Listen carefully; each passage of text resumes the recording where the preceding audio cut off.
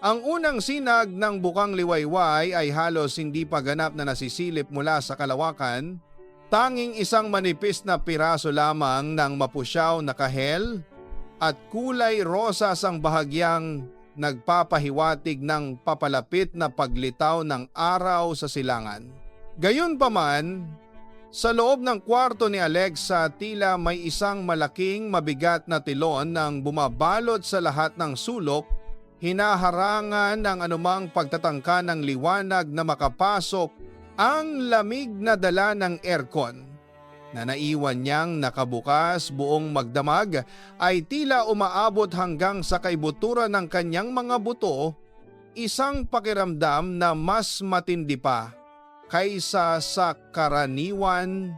Nagising siya na may kakaibang bigat sa dibdib, isang uri ng pagkabalisa na tila nagmula sa pinakamalalim na bahagi ng kanyang pagkatao, hindi lang simpleng pagod matapos ang mahabang gabi. Dahan-dahan niyang iminulat ang kanyang mga mata, isang proseso na tila nangangailangan ng labis na enerhiya. Ang kanyang mga pilikmata ay tila pinagkabit-kabit ng isang hindi nakikitang pandikit at ang bawat pagkislap ay nagdulot ng bahagyang hapdi sa kanyang mga mata. Pilit niyang nilabanan ang matinding antok na nagtatangka pang hilahin siya pabalik sa isang walang hanggang kawalan. Ang kisame na pamilyar na sa kanyang paningin ay tila nagbago ng hugis. Nagkaroon ng mga anino na hindi niya matukoy kung dati na baroon o sadyang bunga lamang ng malabong paningin dulot ng pagod at posibleng bahid pa ng alak. May matinding kirot sa kanyang ulo, isang pulso na tila sumasabay sa bawat tibok ng kanyang puso na ngayon ay tila mas mabilis kaysa sa normal. Ang bibig niya ay tuyong-tuyo na tila binabad sa buhangin at ang lasa ng naiwang alak ay nanatili pa rin sa kanyang dila, mapait at nakasusuka. Hindi pa niya ganap na naiintindihan ang bigat ng lahat, ngunit ang isang matinding kaba ay unti-unting gumagapang mula sa kanyang tiyan paakyat sa kanyang lalamunan. Parang may isang malamig na kamay ang humawak sa kanyang puso, humihigpit ng unti-unti bawat segundong lumilipas. Nagtatangka siyang alalahanin ang mga pangyayari, ngunit ang lahat ay tila nababalot sa isang makapal na ulap, malabo at hindi malinaw. Tanging mga nagpuputol-putol na imahe ang sumasagi sa kanyang isipan, ang tunog ng halakhakan, ang pag-alingaw-ngaw ng basong nagtatama, ang init ng isang bisig at ang isang pangalan na biglang sumulpot sa kanyang isipan, kumpare. Bahagyang bumangon si Alexa mula sa pagkakahiga. Ang kumot na nakabalot sa kanya ay marahang dumulas. Naramdaman niya ang malamig na simoy ng hangin na humagod sa kanyang balat na nagdulot ng mabilis na pagtaas ng balahibo sa kanyang mga braso.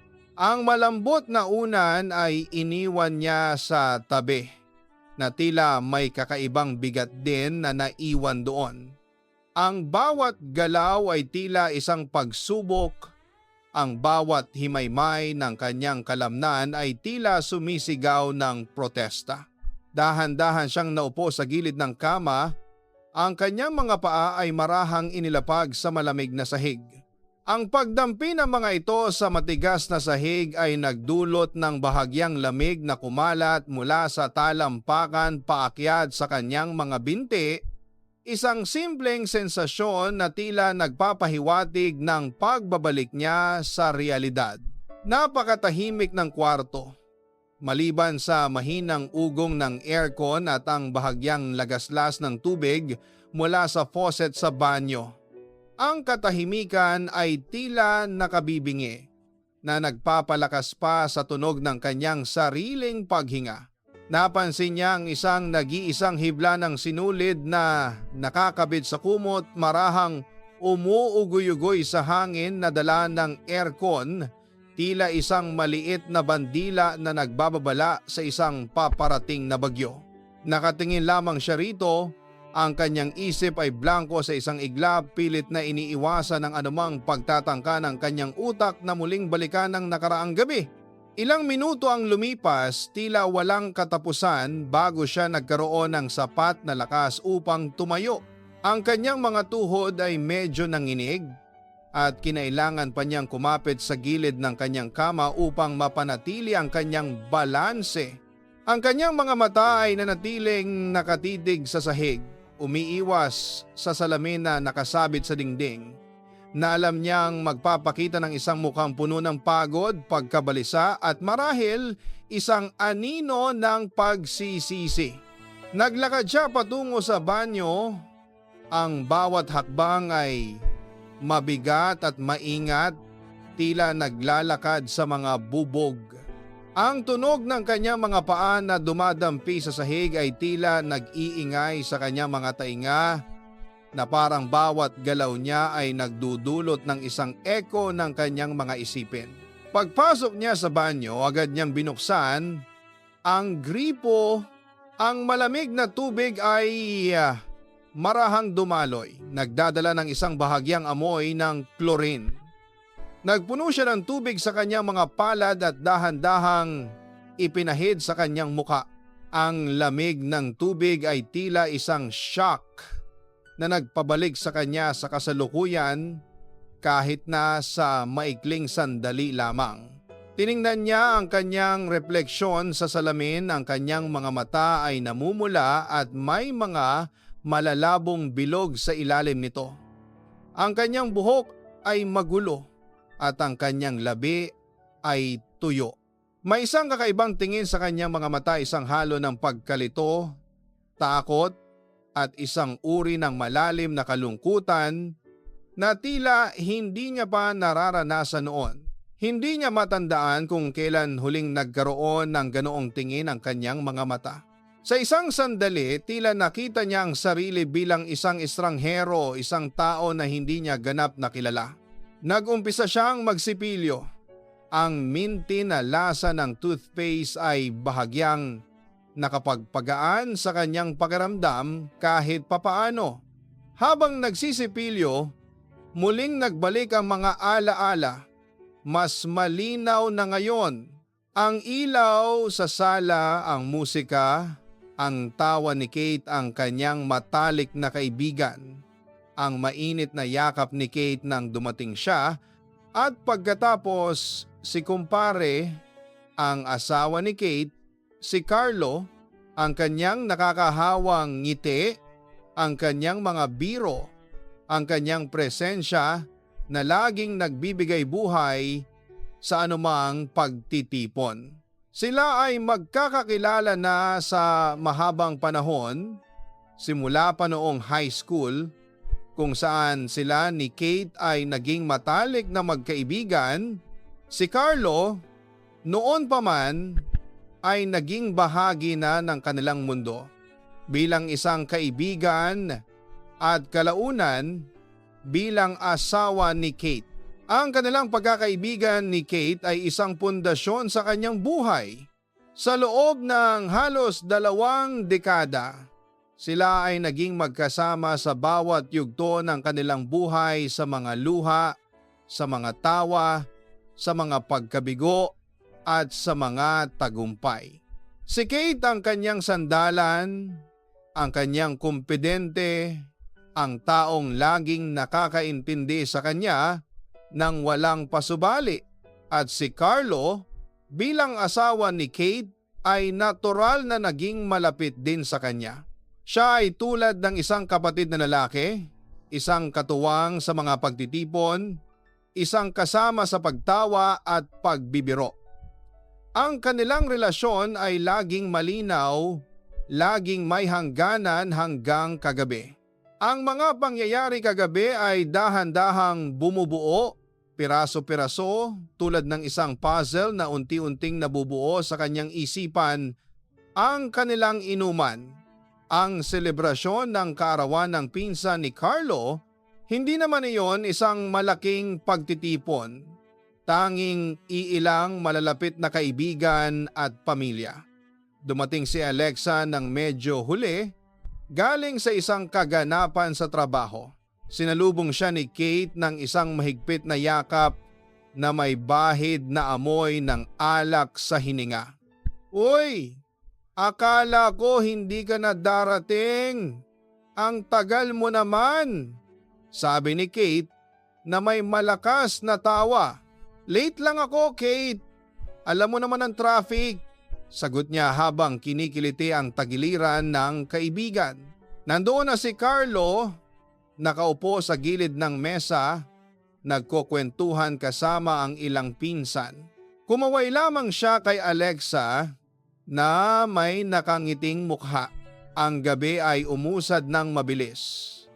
Ang mga baso ay muling napuno, ang musika ay mas lumakas at ang tawanan ay lalong naging malakas.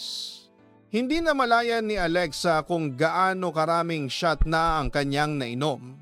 Ang kanyang ulo ay umiikot at ang bawat salita ay tila nagiging malabo. Ang huling malinaw na alaala niya ay si Kate na nagpapaalam na dahil kailangan niyang umuwi ng maaga para sa isang appointment kinabukasan. "Hayaan mo na si Carlo rito, Alexa. Ikaw na bahala sa kanya. Tutal, magkakapit bahay lang naman tayo," sabi ni Kate na may malaking ngiti bago magpaalam sa kanilang lahat. Tumango lamang si Alexa na sa panahong iyon ay medyo nahihilo na. Ngunit hindi niya inakala na ang mga salitang iyon ay magkakaroon ng isang napakalalim na kahulugan sa umaga. At pagkatapos, ang blur. Ang pag-uusap nila ni Carlo, ang kanilang pagtawa. Ang kanyang kamay na dahan-dahang lumapat sa kanyang likod nang maramdaman niyang medyo nahihilo siya. Ang pag-uusap na humantong sa personal na mga bagay, mga pangarap, mga takot, ang kanyang boses na naging mas malambing. Ang kanyang tingin na naging mas matindi, ang init ng kanyang katawan na naging mas malapit, ang pagdampi ng kanilang mga balat at ang nangyari. Hindi niya matandaan ang eksaktong detalye. Ang lahat ay tila isang mabilis na paglipas ng panahon. Isang serye ng mga sensasyon na ngayon ay nagdudulot ng isang matinding pagdududa, pagkamuhi sa sarili, at isang pangingilabot. Ang tanong na paano at bakit ay paulit-ulit na naglalaro sa kanyang isipan. Paano nangyari ito? Bakit niya hinayaan? Bakit nangyari ito sa asawa ng kanyang matalik na kaibigan? Ang isang matalim na kirot ay muling bumalik sa kanyang ulo. Mas matindi pa kaysa kanina, tila nagpapahiwatig ng bigat ng kanyang kasalanan. Matapos magsipilyo, dahan-dahan siyang lumabas ng banyo. Ang bahay ay tahimik pa rin. Ang tanging tunog ay ang tiktak ng orasan sa sala. Naglakad siya patungo sa kusina. Ang bawat hakbang ay tila dinig na dinig sa buong bahay. Ang sikat ng araw ay bahagya ng sumisikat sa bintana ng kusina, nagbibigay ng isang mapusyaw na liwanag na nagliliwanag sa mga butil ng alikabok na sumasayaw sa ere. Ang amoy ng kape ay nanatili pa rin sa hangin, isang paalala ng nakaraang gabi nang huli siyang nagkape bago umalis para sa trabaho. Binuksan niya ang refrigerator, tiningnan ang mga laman nito ngunit walang anumang nakapag-akit sa kanya. Ang kanyang tiyan ay tila pinipilipit at ang ideya ng pagkain ay nakasusuka. Kinuha niya ang isang baso at nagpuno ng malamig na tubig. Ang lamig ng tubig ay nakatulong sa kanya kahit papaano upang maibsan ang tuyong-tuyo niyang lalamunan. Naupo siya sa isang upuan sa kusina, nakatitig sa kawalan. Ang isang bulaklak sa florera sa gitna ng mesa ay tila malungkot na nakayuko. Ang mga talulot nito ay bahagyang nalalanta tila nagpapahiwatig ng kanyang sariling kalagayan. Ang kanyang telepono ay nakapatong sa mesa at sa isang iglap, nagningning ang screen nito. Isang mensahe mula kay Kate. Ang kanyang puso ay lumundag sa takot at ang kanyang mga kamay ay bahagyang nanginig. Eto na ba? Alam na ba niya? Binuksan niya ang mensahe. Ang kanyang mga mata ay nanatili sa screen. Good morning, kumare! May hangover ka ba? Ha ha ha ha! Ang saya kagabi. Anyway, magkita tayo mamaya. Need ko ng kausap tungkol sa isang bagay. Libre ko na lunch mo. Ang mensahe ay tila isang suntok sa kanyang dibdib. Hindi ito ang inaasahan niya. Hindi ito ang mensahe ng galit o pagtataksil. Ito ay isang mensahe ng pagkakaibigan, ng pagtitiwala. Ang mga salita ni Kate ay tila nagpapabigat pa sa kanyang kalooban, nagpapalalim pa sa kanyang pagsisisi. Ngayon, paano niya haharapin ang kanyang matalik na kaibigan? Paano niya itatago ang bigat ng kanyang kasalanan? Ang pagtingin niya sa kanyang telepono ay tila mas matindi pa kaysa sa isang pisikal na sakit. Ang bawat salita ay tila isang martilyo na tumatama sa kanyang puso, nagdudulot ng isang hindi mailarawang kirot. Nakatitig lamang siya sa screen. Ang kanyang mga daliri ay bahagyang nanginig. Hindi alam kung ano ang dapat niyang isagot. Ang ideya ng pagharap kay Kate na may ganitong lihim ay tila isang imposibleng gawain.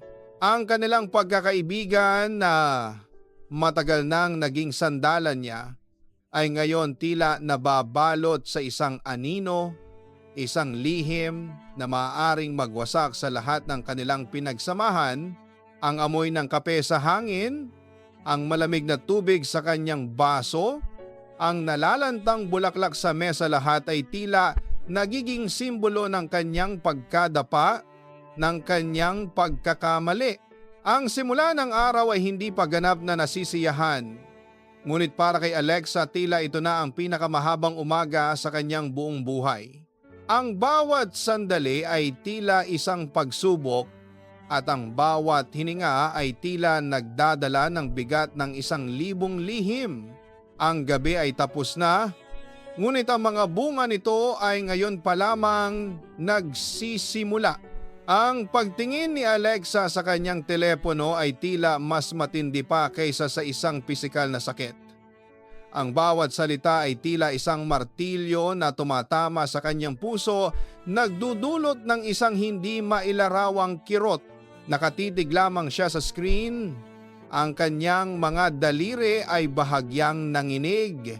Hindi alam kung ano ang dapat niyang isagot.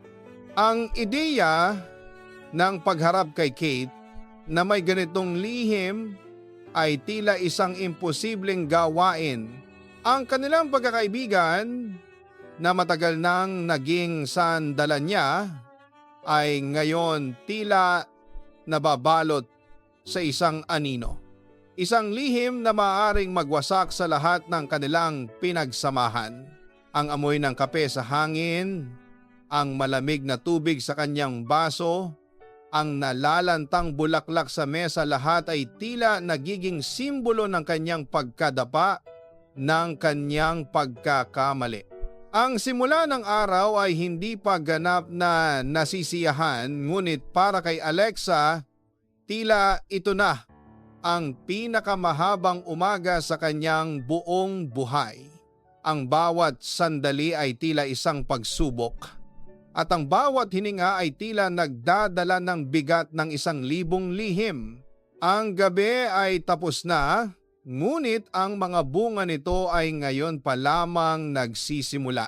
Sa wakas, pagkatapos ng tila walang katapusang minuto ng pag-iisip, bahagyang gumalaw ang kanyang hinlalaki. Nag-type siya ng ilang salita, binura at nag-type muli. Salamat, Kate. Ikaw rin kaibigan, ito lang ang lumabas.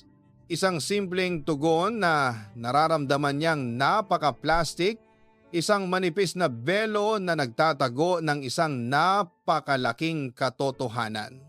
Pinindot niya ang send nang may bigat sa dibdib. Parang hindi lang isang mensahe ang kanyang ipinadala, kundi ang huling piraso ng kanyang kapayapaan. Nakahinga siya ng malalim, ngunit hindi ito nagdulot ng ginhawa. Sa halip lalo lamang niyang naramdaman ang pagbigat ng hangin sa kanyang baga. Ang bawat tunog mula sa labas ng kanyang apartment ay nagiging sanhi ng kanyang pagkabalisa, ang busina ng kotse, ang tawanan ng mga bata sa kalye, ang huni ng ibon. Bawat isa ay tila nagtatago ng babala. Isang senyales na malapit nang lumabas ang kanyang lihim, bigla umilaw muli ang kanyang telepono. Isang tawag, si Kate. Nagulantang si Alexa. Ang kanyang puso ay parang kabayo na tumatakbo sa isang karerahan. Ang bawat tibok ay nanginginig sa kanyang lalamunan. Sasagutin ba niya? Kung hindi, magdududa si Kate. Kung sasagutin niya, paano niya itatago ang panginginig ng kanyang boses, ang takot sa kanyang mga mata? Ilang segundo ang lumipas na tila isang buong oras. Ang ringtone ay patuloy na tumunog. Isang himig na ngayon ay tila nagpapahiwatig ng kanyang pagbagsak. Sa huli pinindot niya ang sagot. Ang kanyang kamay ay nanginginig. Hello? Kate? Ang lumabas sa kanyang bibig na tila hindi niya boses. Alexa, ang tagal mong sumagot. Okay ka lang ba? Tanong ni Kate. Ang boses nito ay puno ng pag-aalala. Ang tono ni Kate ay mas lalong nagpadagdag sa kanyang pagkakasala. Hindi galit, kundi pag-aalala. Iyon ang mas mahirap harapin. Oo, Kate. Medyo nagising lang ako nang wala sa oras. May iniisip lang, pagsisinungaling niya habang pilit niyang pinatatag ang kanyang boses. Pinikit niya ang kanyang mga mata, umaasa na ang madilim na panloob na mundo ay makakatulong sa kanyang itago ang katotohanan. Aba, bakit naman? May problema ka ba? Alam mo naman na nandito lang ako, di ba? Patuloy ni Kate. Ang init ng kanyang boses ay parang isang yakap na unti-unting sumasakal kay Alexa. Wala naman. Iniisip ko lang ang trabaho. Alam mo na? Sagot ni Alexa. Ang kanyang isip ay naghahanap ng anumang dahilan kahit gaano pa kaliit. Ah, ganun ba? Akala ko kung ano na. Anyway, kumain ka na ba? Naisip ko lang, baka gusto mong magkape tayo mamayang tanghali. May naisip akong bagong coffee shop na malapit sa office mo. Ang ganda ng ambience, iyaya ni Kate. Isang malamig na agos ang dumaloy sa kanyang gulugod. Magkikita sila. Ngayon, hindi pa siya handa. Ang pag-iisip pa lang na haharapin si Kate, tititigan sa mga mata. Habang daladala ang ganitong lihim, ay sapat na para magwala ang kanyang puso. Kate, ano kasi? Medyo marami akong kailangan tapusin ngayon sa office. Deadline. Alam mo na. Ay, sayang naman. Okay lang. Naiintindihan ko. Baka bukas na lang o sa weekend para mas mahaba ang kwentuhan natin. Hindi sumusuko si Kate. Ang bawat pag-aalok ni Kate ay tila isang bitag na unti-unting humihigpit. Oo, sige. Siguro sa weekend na lang. Ite-text na lang kita, sabi ni Alexa. May pag-asa na sa pagkaantala ay makahanap siya ng solusyon o kahit man lang ng lakas ng loob. Sige Alexa, mag-ingat ka. Ingatan mo ang sarili mo ha. Mahal kita. Paalam ni Kate. Ang huling salita ay tila isang huling sundot sa kanyang pagkatao. Mahal din kita, sagot ni Alexa. Ang salitang mahal ay lumabas mula sa kanyang bibig na tila isang lason. Ibinaba niya ang telepono at pakiramdam niya ay nauubusan siya ng hangin. Ang kanyang buong katawan ay tila nilalamon ng isang malamig na takot. Tumayo siya mula sa kanyang upuan at lumapit sa bintana. Tinitigan ang mga tao sa ibaba.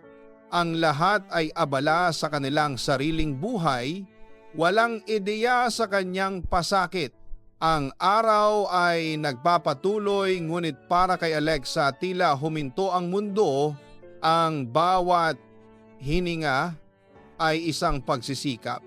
Ang bawat tibok ng puso ay tila nagsasabi ng kanyang kasalanan. Hindi nagtagal, kinuha niya ang kanyang bag at lumabas ng apartment. Kailangan niyang magtrabaho, kailangan niyang abalahin ang kanyang sarili. Ngunit kahit sa loob ng bus, ang kanyang isip ay patuloy na bumabalik sa nangyari. Ang mga alaala ng gabing iyon ay naglalaro sa kanyang isip, parang isang sirang pelikula na paulit-ulit na pinapanood. Ang halakhak, ang amoy ng alak, ang madilim na silid, ang init ng katawan ni Marco, ang asawa ni Kate sa kanya. Nang makarating siya sa office, pilit niyang ngumiti sa kanyang mga kasamahan. Pilit niyang ipinapakita na normal ang lahat, na walang kakaiba. Ngunit sa loob, parang may isang bulkan na anumang oras ay sasabog. Habang nagtatype siya sa kanyang computer, ang bawat tunog ng keyboard ay tila nagpapahiwatig ng pagdududa. Ang bawat email na kanyang natatanggap ay tila nagtatago ng isang masamang balita. Ang bawat notification ay nagpapatalon sa kanyang puso. Sa gitna ng kanyang trabaho, biglang nagring ang kanyang landline. Kinuha niya ito, umaasa na isa lang itong tawag mula sa isang kliyente. Hello, Alexa, pwede ba tayo mag-usap? Isang boses ng lalaki. Si Marco. Halos mahulog ang telepono sa kanyang kamay. Ang kanyang mga mata ay lumaki sa gulat. Si Marco. Ngayon, dito sa opisina. Marco, bakit ka tumawag? Nandito ako sa office. Bulong niya. Sinisikap na panatilihing kalmado ang kanyang boses, ngunit ang kanyang puso ay humihiling na tumalon palabas ng kanyang dibdib. Kailangan natin itong pag-usapan. Hindi ko na makaya. Magkita tayo sa labas.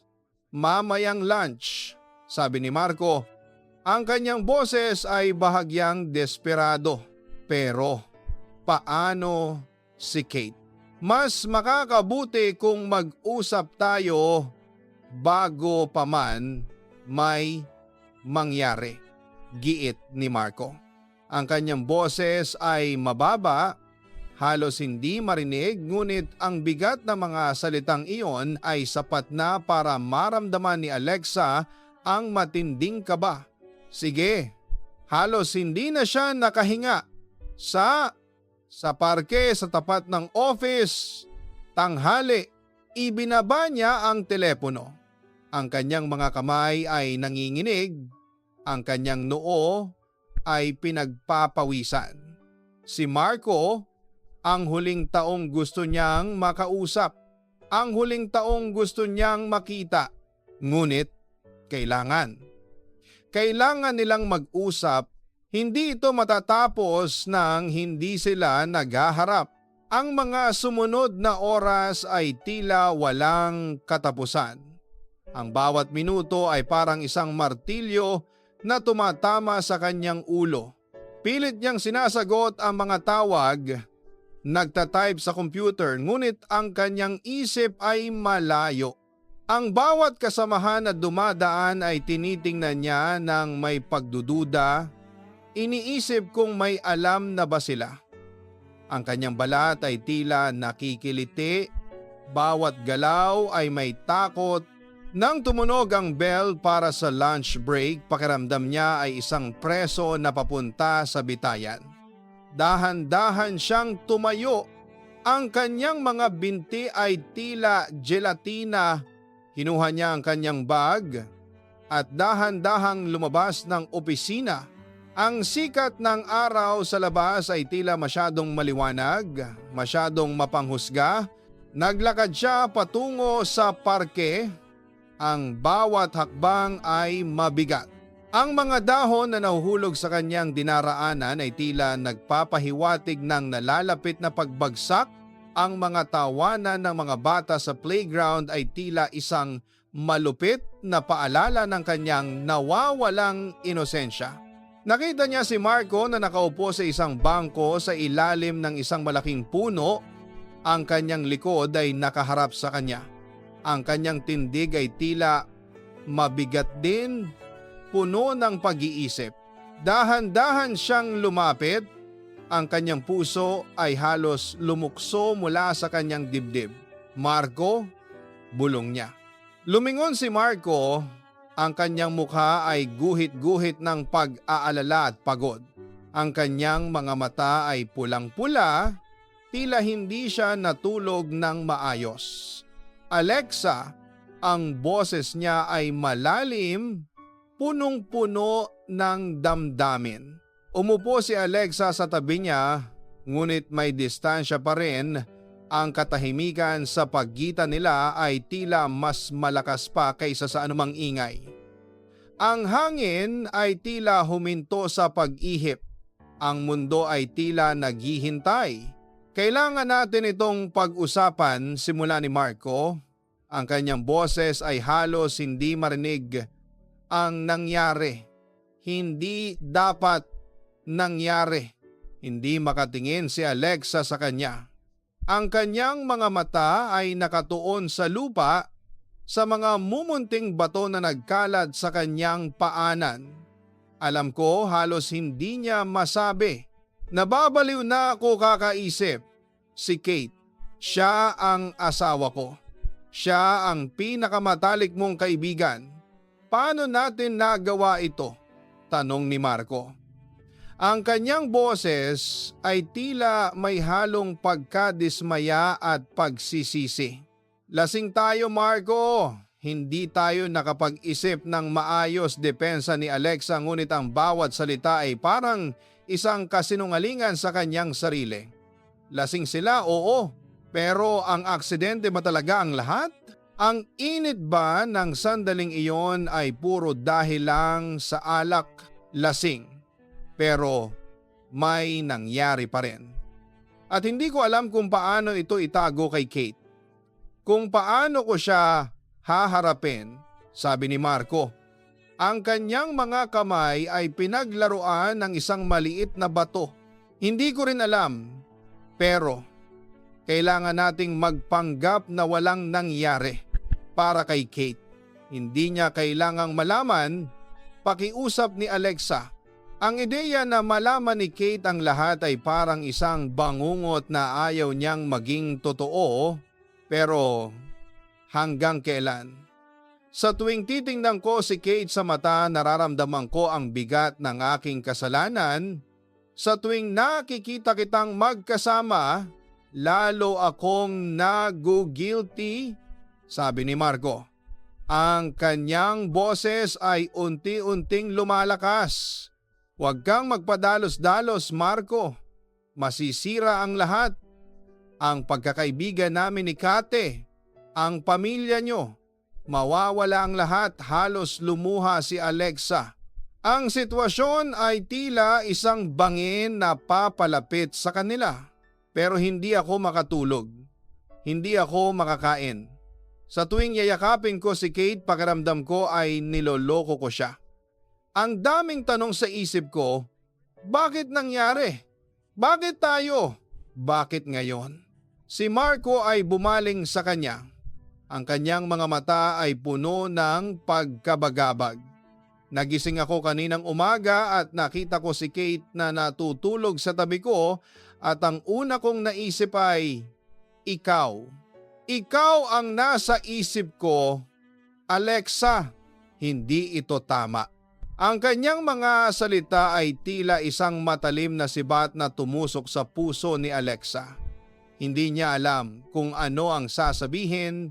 Ang katotohanan na si Marco rin ay naghihirap ay hindi nakatulong bagkus ay nagpadagdag lamang sa kanyang pagkakasala ang pag-iisip na siya ang dahilan ng pagdurusa ni Marco at ng potensyal na sakit ni Kate ay halos hindi na niya makaya. Marco, please. Kailangan nating maging malakas para kay Kate. Para hindi masira ang lahat. Pakiusap ni Alexa, ang kanyang boses ay nanginginig. Pero paano? Paano kung hindi ko na kayang itago? Paano kung makahalata si Kate? Nag-aalala si Marco. Hindi siya dapat makahalata. Mag-ingat tayo. Hindi tayo dapat mag-usap ng ganito. Hindi tayo dapat magkita, giit ni Alexa. Ang bawat salita ay isang pilit na pagtatangka na kontrolin ang sitwasyon na tila lumalabas na sa kanilang mga kamay. Bigla, may narinig silang boses. Marco? Alexa? Ano ang ginagawa ninyo dito? Nagulat silang dalawa. Ang kanilang mga mata ay lumaki sa takot. Dahan-dahan silang lumingon. Si Kate. Nakatayo siya ilang metro ang layo, may dalang paper bag mula sa isang fast food chain, nakatitig sa kanila ng may pagtataka. Ang kanyang ngiti ay unti-unting nawala sa kanyang mga labi. Ang mga mata niya ay nagtatago ng isang tanong na tila nagbabanta. Ang hangin ay tila huminto.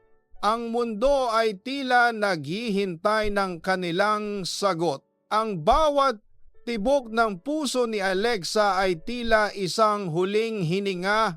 Ang paglitaw ni Kate ay parang isang kidlat na tumama sa gitna ng kanilang sikreto, naglalantad sa lahat ng kanilang itinatago sa matinding liwanag. Ang pag-angat ng kanyang paper bag mula sa fast food chain na ngayon ay maluwag na nakahawak sa kanyang kamay ay parang isang simbolo ng normalidad na biglang gumuho sa isang iglap. Ang ngiti na unti-unting nawala sa kanyang labi ay nag-iwan ng isang bakas ng pagtataka na mabilis na napalitan ng isang mapanganib na kalungkutan at pagkatapos ay isang matalim na kirot ng pagdududa. Ang mga mata niya na minsan ay puno ng pagmamahal at tiwala para kay Alexa at Marco ay ngayon ay naghahanap ng kasagutan na tila nagbabanta. Marco? Alexa? Ano ang ginagawa ninyo dito? Ang boses ni Kate na dating puno ng kagalakan ay ngayon ay manipis at may bahid ng pagtataka. Ang bawat salita ay parang isang basag na salamin na naghihintay na magkahiwa-hiwalay. Nagkapit kamay si Alexa at Marco sa pagkabigla. Ang kanilang mga mata ay nagtagpo, puno ng takot at pagkakasala, walang makapagsalita. Ang hangin ay tila huminto, ang mundo ay naghihintay, at ang bawat tibok ng puso ni Alexa ay tila isang huling hininga, isang senyales ng malapit na katapusan. Ang katahimikan sa pagitan nila ay mas nakabibingi kaysa sa anumang sigaw, mas nakasisira kaysa sa anumang pag-aaway. Sa loob ng katahimikang iyon, ang lahat ng kanilang itinatago ay naglalabasan, walang salita, ngunit malinaw na malinaw. Ang tingin ni Kate ay bumaba sa kamay ni Marco na may bahagyang nakahawak sa braso ni Alexa. Isang galaw na nagpapahiwatig ng pagiging malapit na hindi niya inaasahan. Kahit gaano pa kasimple ang galaw na iyon, sapat na iyon upang bumuo ng isang buong kwento sa isip ni Kate, isang kwento ng pagtataksil na unti-unting nagaganap sa kanyang harap. Ang kanyang mga labi ay bahagyang ngumiti, isang malungkot at mapait na ngiti. May nangyari ba?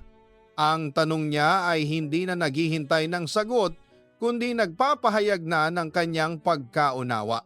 Ang kanyang tinig ay malamig, mas malamig pa sa simoy ng hangin na humampas sa kanila.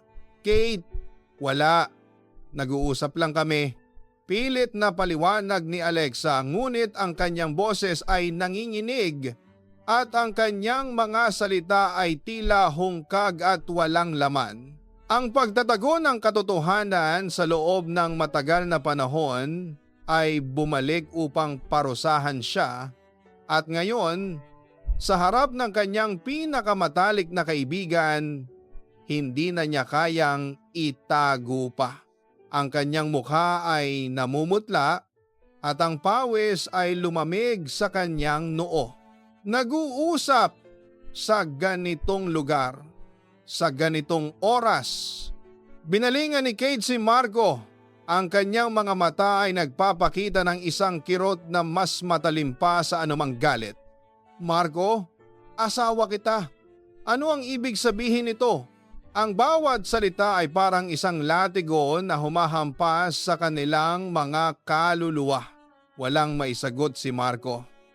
Ang kanyang pangangatawan ay tila bumagsak, ang kanyang mga balikat ay naglalandasan sa bigat ng kanyang pagkakasala.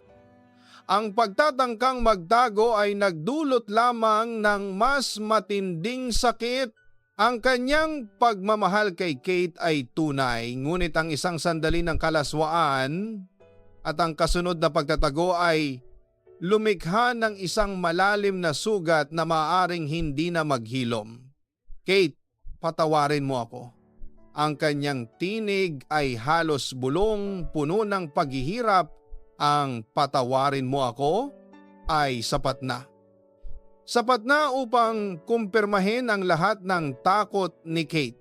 Ang paper bag ay tuluyang bumagsak sa lupa, kasama ang laman nitong pagkain na tila sumasalamin sa pagbagsak ng kanyang mundo. Ang kanyang mga mata ay nanlaki at ang kanyang hininga ay humapdi ang pagtataksil. Hindi lamang mula sa kanyang asawa kundi mula sa kanyang pinakamatalik na kaibigan ay sumampal sa kanya ng buong lakas. Ang sakit ay mas matindi kaysa sa pisikal na hapdi, ito ay isang sugat sa kanyang kaluluwa. Kayo? Ang bulong ni Kate halos hindi na marinig. Kayong dalawa ang nagtaksil sa akin. Ang boses niya ay unti-unting lumakas, puno ng hinanakit at sakit. Bakit? Paano nangyari ito? Alexa, ikaw ang best friend ko. Marco, asawa kita. Paano ninyo nagawa sa akin ito? Ang bawat tanong ay isang tusok ng sibat na direktang tumama sa puso ni Alexa. Unti-unting nawala ang takot sa mukha ni Alexa at napalitan ng matinding pagkakasala at kahihiyan. Ang kanyang pagtatangkang ipagtanggol ang kanyang sarili. Ang kanyang pagdadahilan na aksidente lang ay tila naglaho. Ang katotohanan ay naroon, hubad at walang kalaban-laban. Ang pagpikit niya ay naglabas ng luha, ang mga luha ng pagsisisi at paghihirap. Kate, patawarin mo ako. Hindi ko sinasadya. Nilasing kami. Lasing? Ang ngiti ni Kate ay puno ng pait. Lasing? Iyon lang ang idadahilan ninyo? Kaya ninyong takpan ang lahat sa likod ng pagkalasing? Hindi ba sapat ang paggalang ninyo sa akin para pigilan ang inyong sarili o ang pagmamahal ninyo sa akin para hindi ninyo magawa ang ganitong klase ng kasalanan? Ang mga luha ay bumalong sa kanyang mga mata, ngunit hindi ito luha ng kahinaan kundi luha ng matinding galit at kirot. Gaano katagal ninyo akong niloko? Gaano katagal kayong nagtatago sa likod ng pagiging magkaibigan natin, Alexa? Gaano katagal kang nakipaglaro sa asawa ko, Marco? Ang tanong ni Kate ay tumagos sa kaibuturan ng kaluluwa ni Alexa. Gaano katagal? Hindi lang ito ang gabi ng pagkalasing. Ito ay ang bawat sulyap, bawat pag-iwas, bawat pilit ng ngiti na itinago niya sa loob ng mga buwan. Ang pagtatago ay mas nakakasakit kaysa sa mismong aksidente. Naramdaman niya ang bigat ng lahat ng kanyang kasalanan na bumabalik sa kanya, nagpapahirap sa bawat bahagi ng kanyang pagkatao. Sa mga sumunod na araw, ang mundo ni Alexa ay gumuho. Ang mga tawag niya kay Kate ay hindi sinagot. Ang kanyang mga mensahe ay nanatiling seen ngunit walang tugon. Ang bahay ni Kate na dating bukas sa kanya at puno ng tawanan ay ngayon ay tila isang nakasarang pinto. Isang kuta na hindi na niya kayang pasukin. Ang kanilang pagkakaibigan na matagal nang pinahahalagahan ni Alexa bilang isang pundasyon ng kanyang buhay ay biglang nawala. Naglaho na parang usok. Ang sakit ng pagkawala ni Kate ay mas matindi pa sa anumang pisikal na hapdi. Ito ay ang sakit ng pagkawala ng isang bahagi ng kanyang sarili, ng kanyang pagkakakilanlan. Si Kate ay hindi lamang isang kaibigan. Siya ang kanyang pamilya, ang kanyang kasama sa lahat ng bagay. Ang mga alaala ng kanilang tawanan, ng kanilang mga sikreto, ng kanilang mga pangarap ay bumalik sa kanya. Bawat isa ay parang isang matalim na piraso ng basag na salamin na dumurog sa kanyang puso. Paano niya nagawa ito? Paano siya naging ganito kalimot sa mga hangganan ng pagmamahalan at pagkakaibigan? Ang kanyang sarili ay naging isang estranghero sa kanyang paningin. Ang aksidente lang na dahilan ay tila isang manipis na tabing na unti-unting natatanggal. Inilalantad ang mas malalim na katotohanan, ang kanyang karupukan, ang kanyang kakulangan sa pagpipigil sa sarili at ang kanyang pagnanais na balewalain ang mga hangganan na dapat ay sagrado. Si Marco ay nagpakita ng ilang beses sa kanya, puno ng pagsisisi at pagkalito. Anong gagawin natin, Alexa? Hindi ako kinakausap ni Kate. Hindi ko alam kung anong mangyayari sa amin. Ang kanyang mga mata ay puno ng paghihirap. Ang kanyang pamilya ay nasa bingit ng pagkakawasak. Ngunit si Alexa ay hindi na makatingin sa kanya nang walang makita ang mukha ni Kate. Ang sakit sa kanyang mga mata, ang pagtataksil na nakaukit sa kanilang mga aksyon, ang kanilang aksidente ay nagdulot ng isang tsunami ng sakit at pagkakawasak at walang salita ang makakapagsauli sa lahat ng nawala. Wala tayong magagawa, Marco, bulong ni Alexa. Ang kanyang boses ay walang sigla. Nagawa na natin. Kailangan nating tanggapin ang kahihinatnan. Ang kanyang puso ay bumigat sa bawat salitang kanyang binibigkas. Hindi na sila makabalik. Ang tulay ay nasunog. Ang mga sumunod na linggo ay isang kalbaryo para kay Alexa. Bawat pagising ay puno ng bigat ng kanyang pagkakasala. Ang kanyang tahanan na dating santuaryo ay naging isang kulungan ng kanyang mga pagdududa at pagsisisi. Ang bawat sandali ng katahimikan ay sinasakop ng tinig ni Kate, ng kanyang galit at kirot. Ang pagkawala ng kanyang kaibigan ay nag-iwan ng isang malaking butas sa kanyang buhay. Isang butas na hindi napupuna ng kahit ano.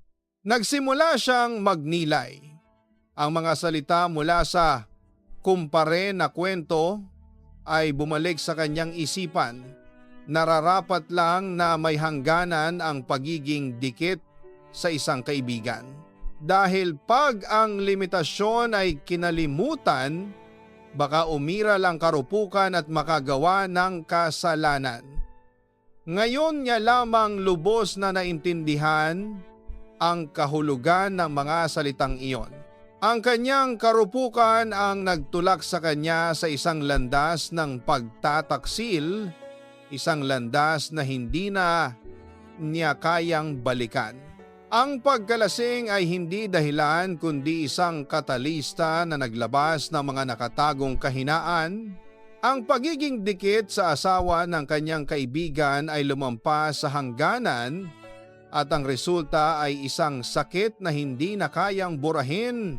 Natuto si Alexa sa pinakamasakit na paraan na ang pagtitiwala ay isang marupok na bagay at kapag ito ay nabasag, mahirap itong buuin muli.